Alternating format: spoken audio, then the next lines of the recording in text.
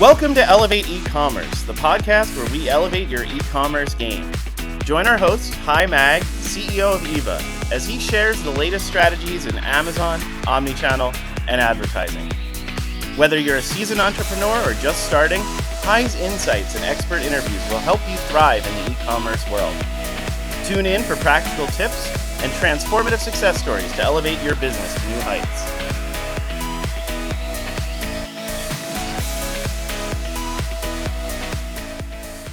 Welcome everyone to the Elevate e-commerce show with Hi, and today I have a great guest. It's a distinct pleasure to introduce Christian Hall. He is the Senior Director of Delivery for Eva, and we are working for almost 8 months now. And welcome, Christian, to our podcast. Thank you. It's great to be here with you. Hi. Hey, thanks a lot. And Christian has almost a decade of experience in managing Amazon and different marketplaces, e-commerce.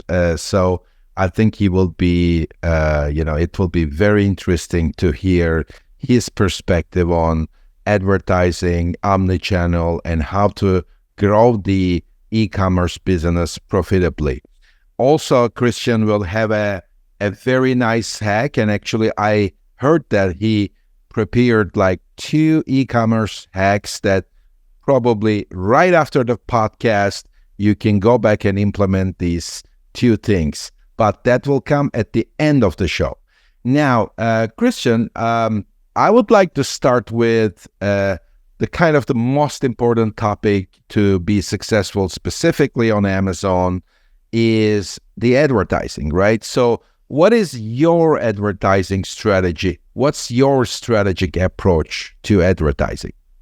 Sure. A great question. When I look at advertising, I like to think of it as really what we're doing is buying keyword sales. So a lot of our tools that we use, that all sellers use, Jungle Scout, Helium 10, Smart Scout, Data Dive, etc., can show you the amount of keyword volume that you're netting, right? And so we know that there's basically a threshold of keyword volume in sales that can get you to the top half of the first page.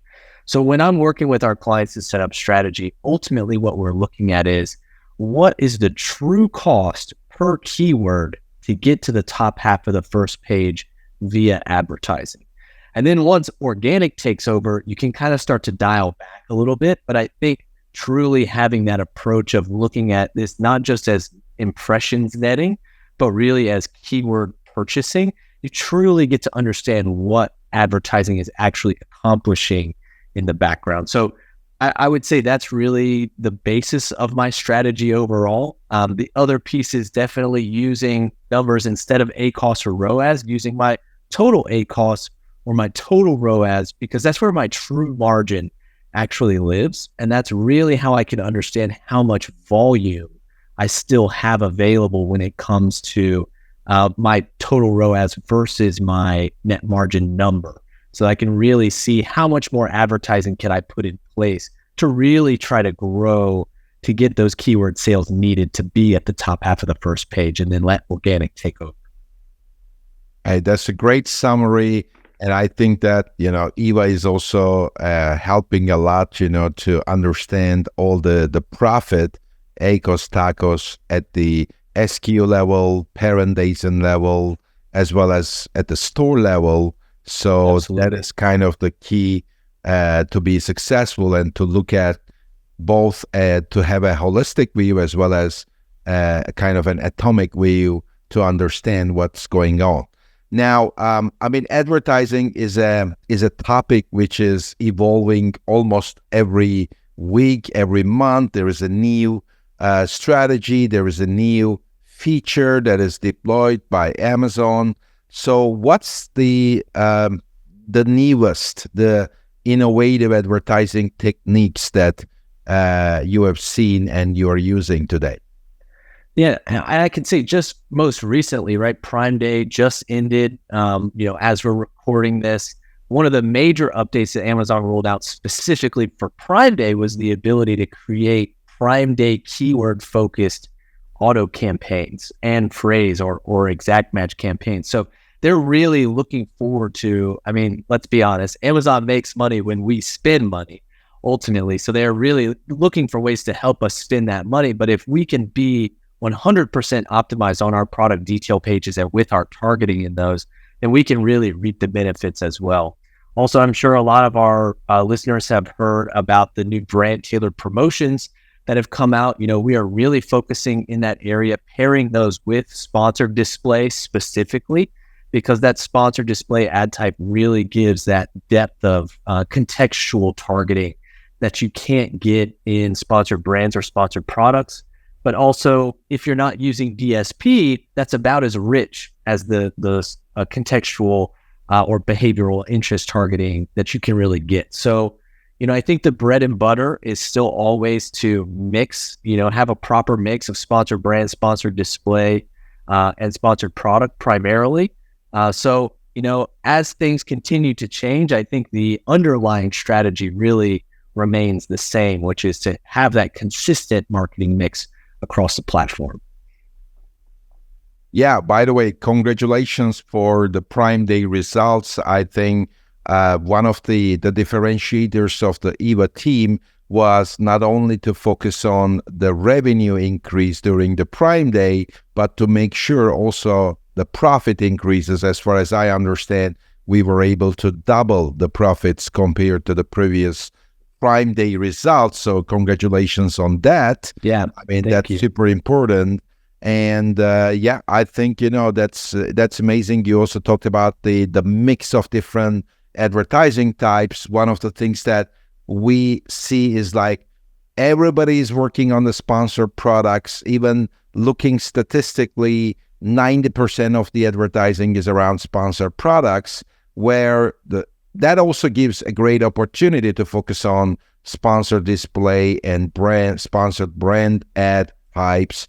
We also see the vertical videos and the sponsored video displays taking over. So there is a bit of this mix is changing every month. Certainly. And we are trying to make it even better. So, I mean, all these things help with advertising, but at the same time, there are a lot of other factors that also impacts advertising. So in a way, my question is like, what affects advertising that is not advertising itself?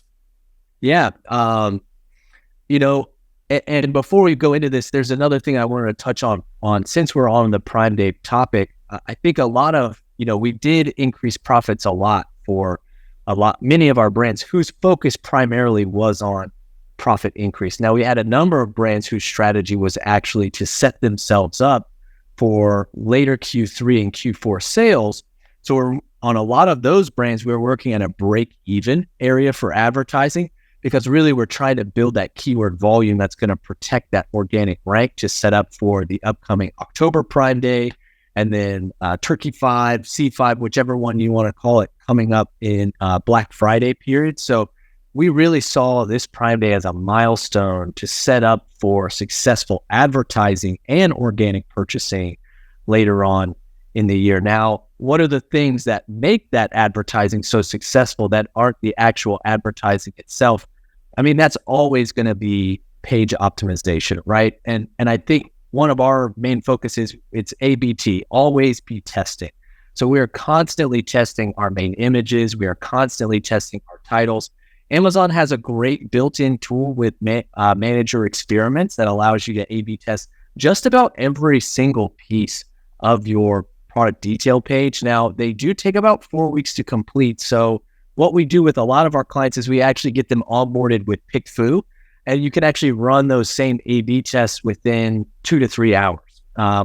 So we're always testing and constantly working on that. And then one of the major pieces we're looking at also, because I believe there was a stat that came out earlier this year that about 26% of purchases on Amazon are made within the first 60 seconds of hitting the product detail page. Now, there's only one way that people can make decisions that quickly. And I mean, I'm great at reading, but I don't think I can read an entire product detail page in 60 seconds. So to me, this is really showing that consumers are more and more and more focused on your imagery. And so if you cannot convey in your imagery with graphic overlay text, with lifestyle imagery, with infographics, what it is that you used to be conveying technically through your SEO and your bullet points, you are going to lose potential buyers to somebody who is doing a better job in that area. So we're really focused with a lot of our customers, especially in our PPC plus full service customers who are not here for just advertising, doing a lot of SEO writing just to get that contextual setup, which for Rufus, which we'll talk about later, but then also getting that graphic text in place, because we're actually seeing that Amazon is able to crawl that as well when you're putting in your keyword search. So now you're not only being able to get indexed from your SEO, but also through your graphic text as well. So those are really the main areas, I'd say: main image, title, and then all 7 of the images and videos that you're able to put on the product detail page before the consumer even gets to EBC or A+ content, which those are completely different stories on how to kind of build those out as well. Yeah, absolutely. So the image optimization, and especially the main image, the hero image, is almost like the and all these 7 images are almost like the resume of the agent in a way. And that in the ratings and reviews, right? We didn't even touch on that. So like, how can you better optimize, as you say, a resume for your product? What the first impact is seen is, how can you better optimize your catalog to show a positive rating and review? And how are you setting up your review capture system, which is something that we also work a lot on with our customers as well. Thanks a lot for that. I mean, definitely it's not only about advertising, and all this stuff is improving the CTR and CVR, which is a direct impact on ACOS, TACOS, ROAS. And it's always very helpful to make sure that everything is done in the correct way, rather than spending more money into advertising as a first, kind of strategy. So one of the things that you mentioned a little bit on Rufus, we'll come back to that. But I mean, as I'm the AI guy and I'm very obsessed with using artificial intelligence almost for more than 20 years now, and I'm so happy to see that every day we discover new ways of using AI, and especially on the EVA platform now. So what is your thinking about AI, and what role AI is playing, maybe specific to advertising as well as in general to manage the e-commerce? Yeah, so on the advertising side, definitely, Amazon has its own endemic day parting tool, but I think as we've seen, our day parting tool is extremely successful in finding those high conversion time periods of the day. So having an AI tool that can do that hourly optimization for bids based on conversion is a huge benefit to all of our customers. The other is our ability to kind of give human contextual information plus like static guidelines and rules on the AI side. Like, here's the ACOS level, here's the take cost level, here's the bid max that we can afford for this specific SKU on a SKU by SKU basis, right? So even down to the child ASIN level, the ability to do that and not have to have someone poring over that data all day long on the computer on the other end really frees us up as an advertising team to be able to put and enact more complex strategies that need that more human touch. So I think AI is really going to continue to take a really strong foothold in the Amazon landscape, certainly. And I think one area where I know we're moving towards internally as well is the ability to create one-click campaigns, right? So the ability to have our AI sort out the actual keyword data and create those campaigns for us also takes away that human time that's needed for manual management and allows for more, personal oversight. In the general e-commerce space, I think what we see a lot of is people using large language models like ChatGPT or Bard or Gemini in order to rewrite their listings very consistently. I mean, Helium 10 has had Frankenstein for a long time. They've now implemented an AI tool there to help with writing that also. So I think as we as sellers get better and better and better at prompting these tools, I think the output is going to become much better. But I think right now, currently as it is, it's basically just pulling and rewriting from other listings that it's able to find with similar language, with similar keywords. So you're still having to put that human touch in place. So I do think that the advertising side of AI is definitely much more promising in the short term than is the general e-commerce management through AI. I mean, a couple of things to add there. So you kind of revealed the reason why we were so successful as Eva during the Prime Day, because first of all, the hourly bid optimization today is almost inevitable, and it's humanly impossible every hour to update the bids for, I don't know, hundreds of campaigns. And Amazon is providing a way of doing it, but the challenge here is it really profit-driven? And is it really taking care of all different aspects of optimizing the bids? And I think we did a great job there with Eva, and the results, the outcome of the Prime Day is showing that the Eva hourly bid optimization is much more powerful because it is profit-driven, and that really helped a lot, And the other thing that I see is a disruption in the way the things are done with Amazon private label launch or introduction, where where the owners, the VAs, they kind of like look for all these keywords by using these third-party tools, try to understand which one can be better used and things like that. And there's a lot of manual work there, to understand the keywords for a new product or an existing product if new keywords appear.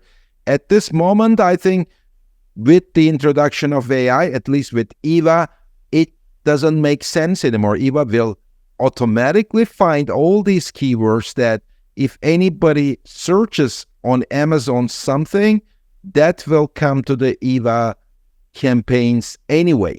And then the optimization will be done automatically. So there is no reason to use third-party tools just for the sake of keyword search or things like that.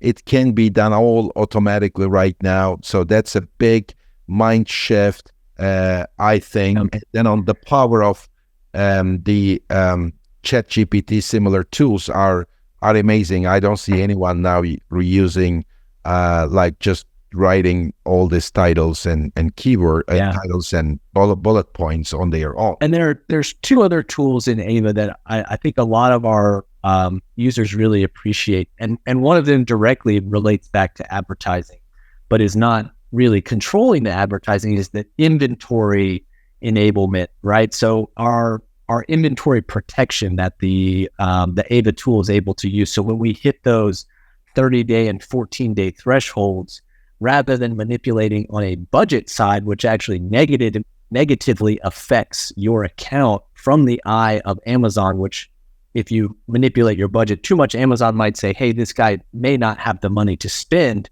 to stay in budget or to stay in place with other sellers. So our tool is actually able to manipulate on a bid level for those child ASINs, right, for all of their campaigns, to reduce bids as we hit that 30-day product threshold, that 14-day product threshold.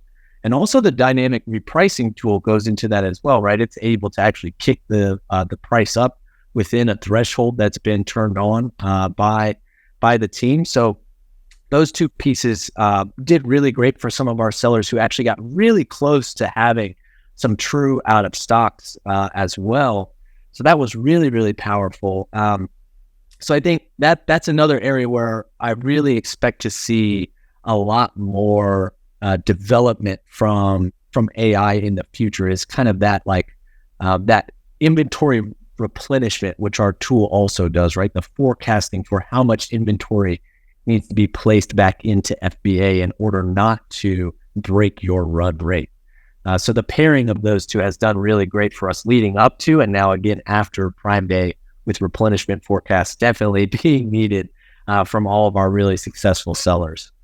Absolutely. Well, I mean, all the things that you mentioned with dynamic pricing, inventory aware advertising, advertising itself, in a way, it's all done to maximize the profits, isn't it? So maybe that's not visible on Amazon Seller Central console or anything, but that is kind of the focus of like the Eva Profit Analytics, to make sure that everything we do is optimizing and maximizing the profit. So maybe I would like to ask that question, like, what's your focus on increasing the profits? What's the strategy to increase the profits for yourself? Yeah, and I think it really comes down to two KPIs for advertising specifically, and they are click-through rate and conversion rate, right? If your conversion rate is falling, you are going to pay more per click or you're going to have to pay more for the same number of clicks,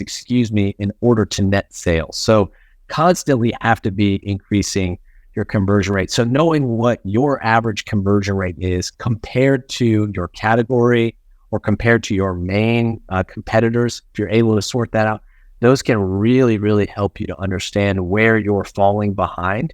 Click-through rate obviously always has to be optimized. That's a blending of on-page work plus targeting within the advertising campaigns themselves. So those two really, really help. Now, outside of that, if you are the owner of your business, if you're the manufacturer, the best thing you can do is to reduce your contribution margin through packaging updates, right, to get lower fees, through pricing updates to get to a lower referral rate.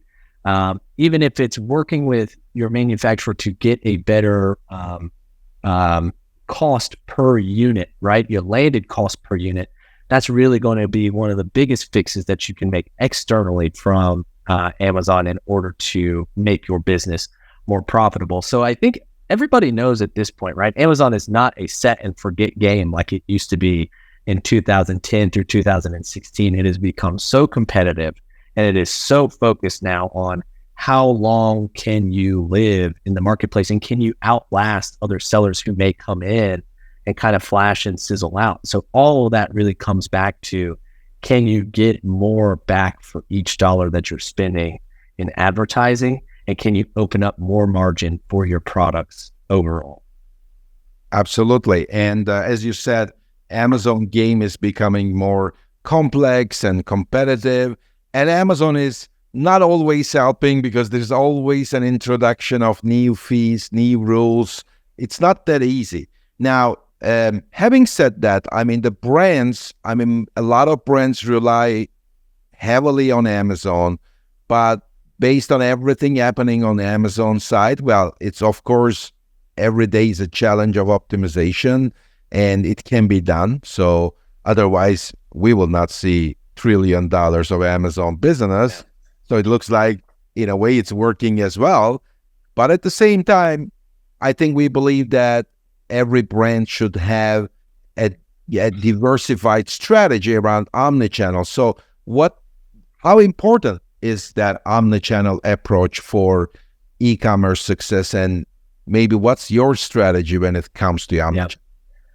I think it's extremely important, but as a seller, you're going to have to triage which channel makes the most sense first, right? Because some will be larger leaps for your business than others, right? If you're just going to go from, you're already working with a 3PL, it's very easy to jump to selling on Walmart, right? Because you have content created for Amazon, you have everything in place. Getting into WFS is not that difficult. And again, if you have a 3PL, it's pretty easy to turn that on. Now, jumping to somewhere like social commerce, right? Getting into TikTok, getting into meta selling, where you're using that social peer-driven discovery, that's going to be a larger leap for a lot of brands, because they have to, number one, learn how to engage with and who to engage with on these platforms. That's really going to move the needle for their brand. So that's a lot more time intensive than it is to just migrate to another marketplace. But absolutely, I mean, your risk tolerance, if you're only on Amazon, the risk to your business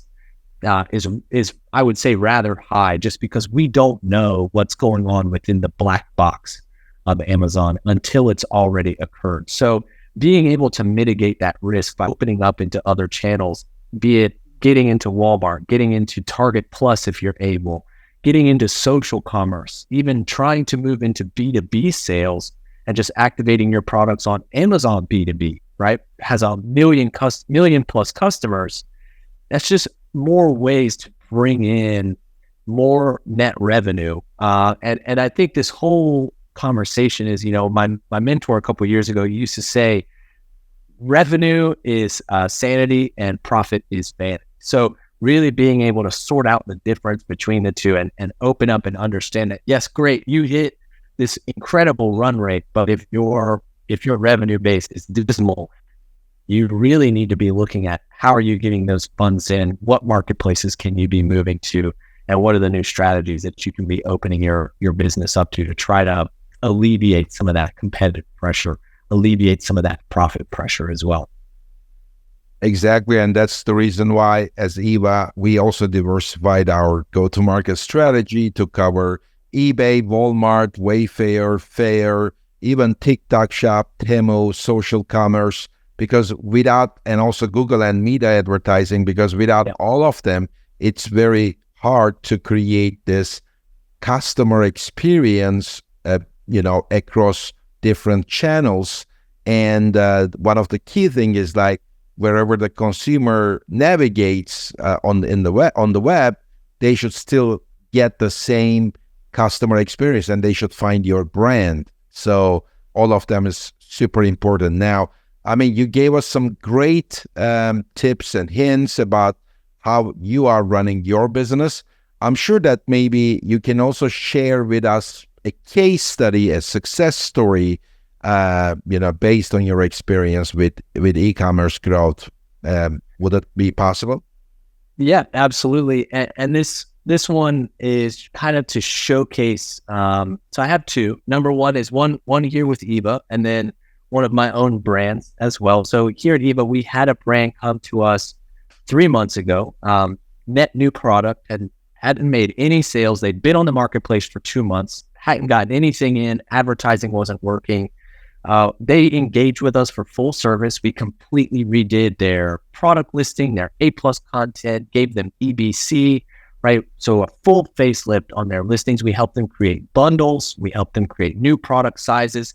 They went from, with a $15 AOV, they went from 0 sales to $4,500 in sales on a monthly basis within 3 months. And they are profitable now in their 3rd month, which I would say is typically unheard of for growth, because we're usually looking at least a 6-month profit cycle for net new products coming into the marketplace. So incredible growth there. This is in the home and garden category. Now, the other one I want to share is kind of, again, we're talking about how important is omnichannel, right?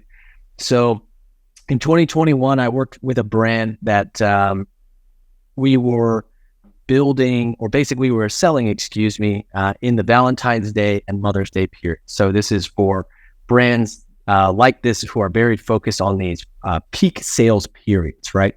We utilized, at that time, user-generated content that we found through reaching out to creators on TikTok, reaching out to creators on Instagram, got them to make videos and deliver them back to us.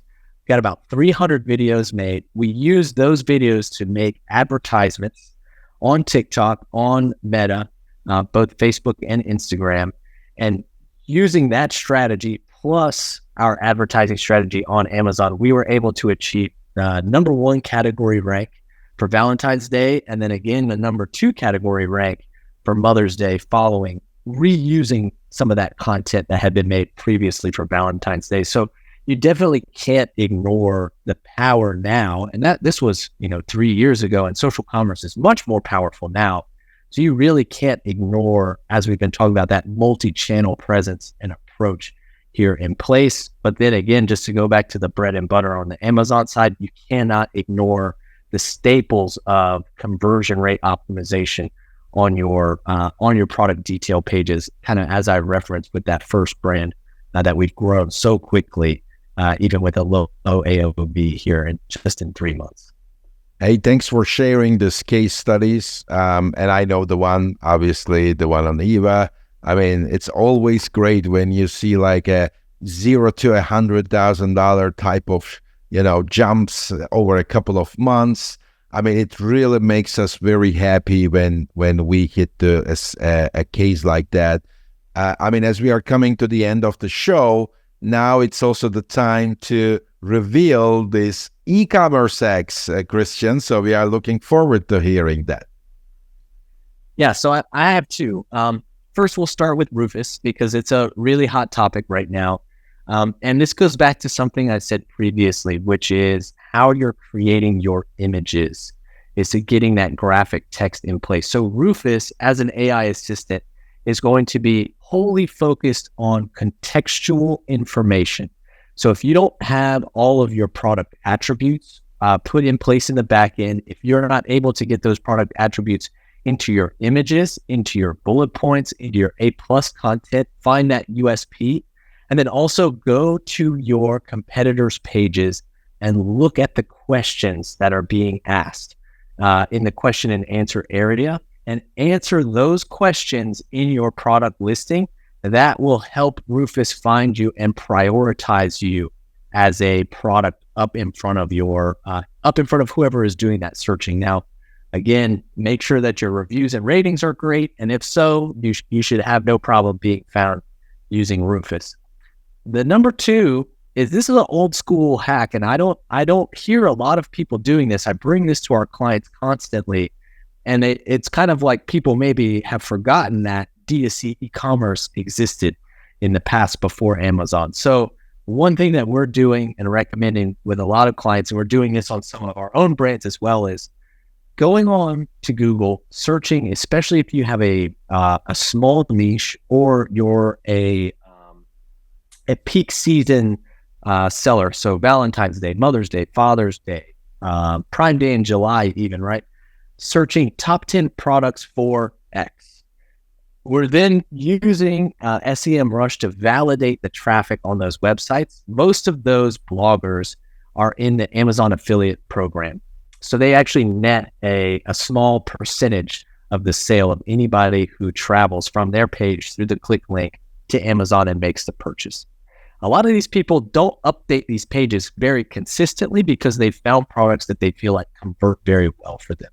So if you are a new product breaking into a niche, if you are a product that is doing very well in these peak seasons, reach out to these pages. You can usually find a contact us button at the bottom. You can create a template using ChatGPT and basically tell them, hey, here's my product. Here's why it's better than the others. Here's what my conversion rate is. And here's why you, as the blog writer, will make more money if you put my product in the top 5 or top 10. And typically, they'll do their own research and they'll move you in. Sometimes you can pay them, sometimes between $50 and $250 up front just to get you moved up there. But this has been a great way that I have been able to deliver that off-channel traffic without having to go into the lengths of diving into the social e-commerce world and really trying to build all that really time-consuming user-generated content. So, like I said, very old school hack, very old school approach, but definitely still works. And I think there's not enough sellers using this. So I think if anybody is listening, go out there, do it today. I think you'd be very surprised to find how receptive a lot of these sites are to your outreach. Amazing. And it also shows that, yes, we use the technology a lot and AI with Eva, but at the same time, it helps us to, kind of take care of too many mundane tasks so that we can do all this creative stuff too with our people. So thank you very much, Christian, for the tips as well as the great conversation. I also want to thank you on behalf of hundreds of people that are working at Eva and managing the brands, and they delivered a great job during the Prime Day and also in general. So thanks a lot, and looking forward to meeting you again. Yeah, same. So glad to be here and so thankful to work with our clients every day. Thank you.